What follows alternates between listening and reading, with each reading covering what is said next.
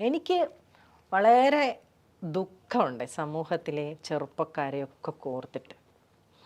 കാര്യം ഇനിയൊരു കാലത്ത് ഇപ്പോൾ വിശ്വസിക്കുമോയെന്നറിയില്ല, പണ്ട് പിന്നെ കുപ്പിവെള്ളം, ഓക്സിജൻ പാർലർ എന്നൊക്കെ കേട്ടപ്പം ഒരിക്കലും സംഭവിക്കില്ല എന്ന് വിചാരിച്ചതൊക്കെ ഇന്ന് ഇറ്റ്സ് യൂഷ്വൽ അല്ലേ?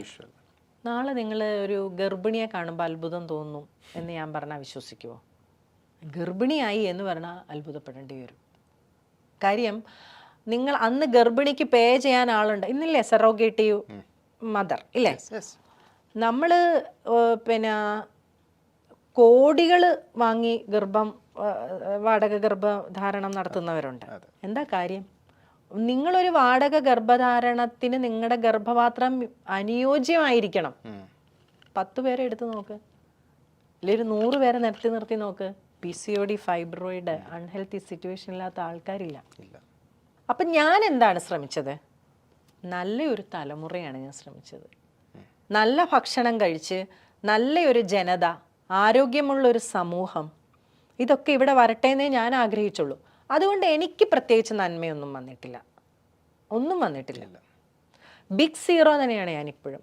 ഈവൻ 1 സെന്റ് ഓഫ് ലാൻഡ് എൻ്റെ പേരിലില്ല. എൻ്റെ മക്കളെ ആരെയും ഞാൻ സ്കൂളിൽ വിട്ടിട്ടില്ലായിരുന്നു. ഞാൻ റീസെൻ്റ്ലി അവരെ സ്കൂളിൽ വിട്ടു. സാമൂഹ്യ ജീവിതം അവർക്ക് ആവശ്യമാണ്. പിന്നെ അവരിനിയിപ്പോൾ കൃഷിയുടെ പുറകെ നിൽക്കണ്ട, എന്തെങ്കിലുമൊക്കെ പഠിച്ച് വേലയെടുത്ത് പൊക്കോട്ടെ. അപ്പോൾ നമ്മൾ 10 വർഷം മുമ്പ് പറഞ്ഞ കാര്യമാണ് ആരോഗ്യ പ്രതിസന്ധി. അതിപ്പോൾ നടപ്പിലായി. എനിക്ക് ഏറ്റവും സന്തോഷം തോന്നിയതെന്ന് വെച്ചാൽ ഡോക്ടർ ബി ഇക്ബാൽ അതൊരു പ്രസ്താവനയാക്കിയെന്നുള്ളതാണ്. കേരളം ആരോഗ്യ പ്രതിസന്ധിയിലാണ്. ഇനി കേരളം ഹെൽത്തിയസ്റ്റ് സ്റ്റേറ്റ് ആണെന്ന് പറയും. അതെങ്ങനെയാണെന്ന് പറയും? ഇവിടുത്തെ ആശുപത്രികളുടെ നമ്പർ വെച്ചിട്ടാണ്. മനസ്സിലായോ? അവിടെ ആരോഗ്യമല്ല കൊടുക്കുന്നത്. എൻ്റെ ഒരു കസ്റ്റമറുടെ ഹസ്ബൻഡിന് കിഡ്നി പേഷ്യൻ്റ് ആയിരുന്നു. അപ്പോൾ അവരെൻ്റെ അടുത്ത് പറഞ്ഞു, ഞാൻ ഡയാലിസിസിന് എന്നിട്ട് അന്തം വിട്ടുപോയി ബിജി. പനിക്ക് മരുന്ന് മേടിക്കാനിരിക്കുന്ന പോലെ ഡയാലിസിസ് ചെയ്യാൻ ചെറുപ്പക്കാരിയിരിക്കുന്നതെന്ന്. അപ്പം നമ്മൾ എന്തിനാണ് ശ്രമിച്ചത്? നമ്മൾ ബിസിനസ് ചെയ്ത് കാശുണ്ടാക്കാനല്ല ശ്രമിച്ചത്. അരി വിറ്റ് 150 രൂപ. 150 രൂപയുടെ അരി ഒരു 3 അംഗ കുടുംബത്തിന് 10 ദിവസം ഉപയോഗിക്കാം. 18 രൂപയെ ചിലവുള്ളൂ. ഹോട്ടലിലോട്ട് പോയി അന്ന് വേണേൽ 2000 രൂപ കൊടുത്ത് കഴിക്കും. വേറൊർക്ക് 250 രൂപയും കൊടുക്കും. ഒരു സങ്കടവുമില്ല. ഞാൻ എന്താ ശ്രമിച്ചേ? ഞാൻ മാത്രമല്ല, എന്നെ ഈ ആശയം തന്ന എൻ്റെ ഹസ്ബൻഡാണ്. ഞാനും ഹിലാലും എല്ലാം ശ്രമിച്ചിട്ട് എന്താ ഉണ്ടായത്? ഞങ്ങളുടെ കുടുംബമേ തകർന്നു. അയാളൊരു വഴി, ഞാനൊരു വഴി. മക്കളെ സംരക്ഷണ ചുമതല സ്വാഭാവികമായിട്ടും സ്ത്രീ എന്ന നിലയിലും കഴിവുള്ള ആളെന്ന നിലയിലും ഞാൻ ഏറ്റെടുത്തു. പുരുഷൻ്റെയും സ്ത്രീയുടെയും മാനസികാവസ്ഥ രണ്ടും രണ്ടാണ്. മക്കളോട് ഭീകരമായ ഉത്തരവാദിത്വം സ്ത്രീക്ക് തോന്നാം, പുരുഷനും തോന്നാം. നല്ല പേരൻറ്റിങ് നടത്തുന്ന പുരുഷന്മാരുണ്ടാവും. അപ്പം സത്യത്തിൽ സാമൂഹ്യ ചിന്തയ്ക്ക് പുറകെ പോയിട്ട് എന്താ നമുക്ക് സംഭവിച്ചത്? നമുക്ക് കുടുംബം ഇല്ലാതായി. 4 കുട്ടികളുടെ ഉത്തരവാദിത്വം ഒറ്റയ്ക്ക് ഏറ്റെടുക്കേണ്ടി വന്നു. ഇപ്പം എൻ്റെ മക്കൾ വേണേ പറഞ്ഞിട്ടുണ്ട്, അമ്മ വീട്ടിൽ ഇരുന്ന് ഞങ്ങൾ ജോലി ചെയ്ത് തരാമെന്ന് പറഞ്ഞിട്ടുണ്ട്. കാര്യം മൂത്ത മോന് 22 വയസ്സ് കഴിഞ്ഞു, ഒരു മോള് 19-20 വയസ്സായി, വേറൊരു മോള് ഇപ്പോൾ 18 വയസ്സാവും. പാർട്ട് ടൈം ജോലിക്കൊക്കെ ഞങ്ങൾ വയ്ക്കണം, അമ്മച്ചി ഇനി വീട്ടിൽ ഇരുന്നോ, ഇതൊന്നും വേണ്ട എന്ന് പറയും. ആ രീതിയിലേക്ക് മക്കളെ ആക്കാൻ എനിക്കൊരു ഗ്യാപ്പ് വേണമായിരുന്നു. ആ ഗ്യാപ്പിലും ഞാൻ പൈസ ഉണ്ടാക്കുന്ന ഒരു സാധനമല്ല തപ്പിയത്. ഞാൻ ചെയ്തത് ഇത് തന്നെയാണ്. ഈ എത്തിക്സ് വിട്ട ഒരു സാധനം ഞാൻ ചെയ്തത്. അപ്പം ഞാൻ ആർക്ക് വേണ്ടിയാണ് ചെയ്തത്? ഈ സമൂഹത്തിനായിട്ട്. സമൂഹം എന്താ അതിനുള്ള കഴിവ് വന്നില്ലല്ലോ അവർക്കെന്നുള്ള ദുഃഖം എനിക്കുണ്ട്. അതായത് 1:30 പൊറോട്ട ഇറച്ചിയും തിന്നുന്നവരും 3 മണിക്ക് ബിരിയാണിയും തിന്നുന്ന കുഞ്ഞുങ്ങളുടെ അവസ്ഥ എന്താണ്? നമ്മൾ എറണാകുളം സിറ്റി കൂടെ ഒരു ഡ്രൈവ് പാതിരാത്രിയിൽ അല്ലെങ്കിൽ വെളുപ്പിനെ നടന്നു നോക്കിയാൽ എൻജോയ് ചെയ്ത് ഇത് എൻജോയ് ചെയ്യുന്ന കുട്ടികളെയാണ് കാണുന്നത്. ഇനി നിങ്ങൾ മനസ്സിലാക്കേണ്ടത്, ഒരു 40 കഴിഞ്ഞവരോ 50 കഴിഞ്ഞവരോ അല്ല ഇനി രോഗികളാകാൻ പോകുന്നത്. ഓൾറെഡി രോഗികളാണ് കുട്ടികൾ. കോളൻ ക്യാൻസർ 40കളിൽ വയസ്സിന് മുമ്പിലുള്ളവരിലാണ്. പിന്നെ ഇനിയിപ്പോൾ സംഭവിക്കാൻ പോകുന്നത് ലിവർ, കിഡ്നി തകർന്നു പോകും ഇവരുടെ എല്ലാം. കാര്യം ബോഡിക്ക് ഒരിക്കലും റെസ്റ്റ് ഇല്ല.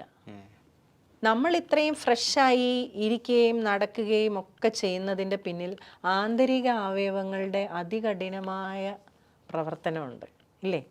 അവരെ സ്മൂത്തായിട്ട് വിട്ടാലേ അവരത് സർവൈവ് ചെയ്യുള്ളൂ ഇല്ലേ?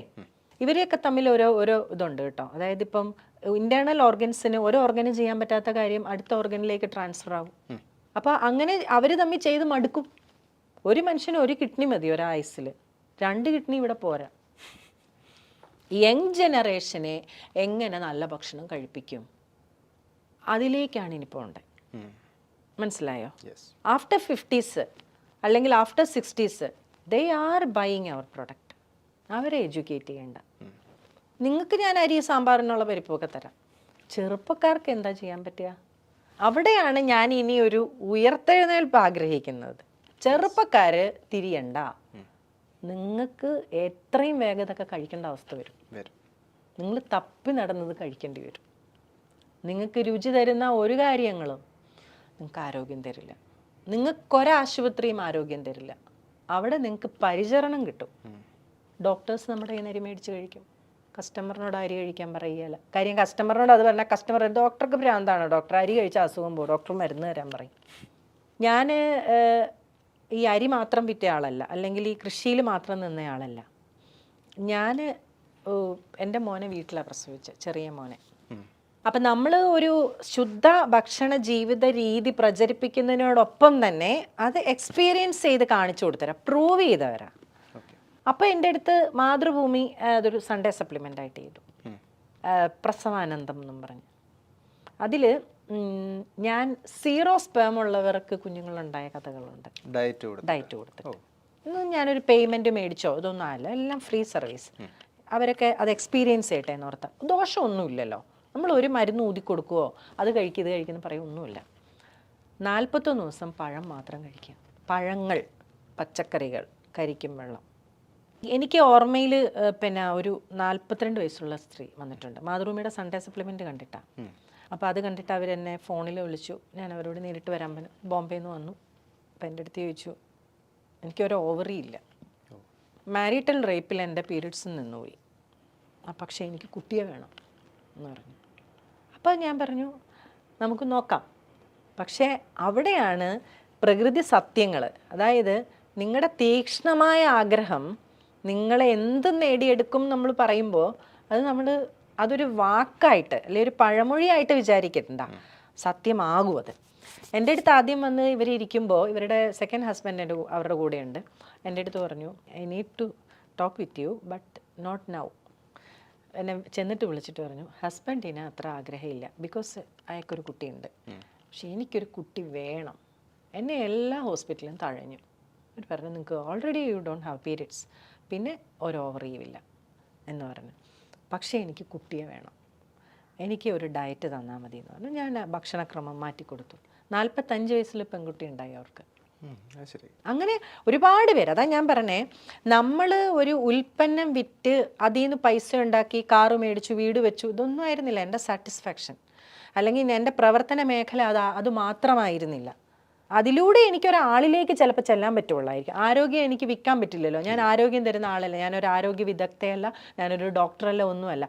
പക്ഷെ ഞാൻ തരുന്ന ഭക്ഷണത്തിലൂടെ എനിക്ക് ആരോഗ്യം തരാം എന്നുള്ള ആശയം എനിക്ക് കൈമാറാമായിരുന്നു. ആ ആശയത്തിലൂടെയാണ് പലരെയും ഞാൻ ആരോഗ്യ ജീവിതത്തിലേക്ക് കൊണ്ടുവന്നത്.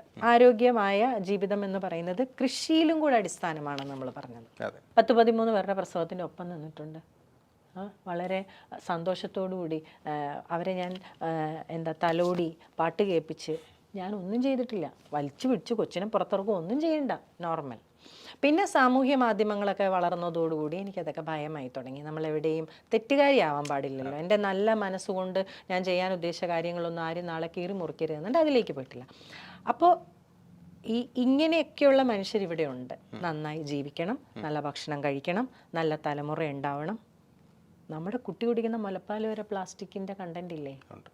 Micro plastics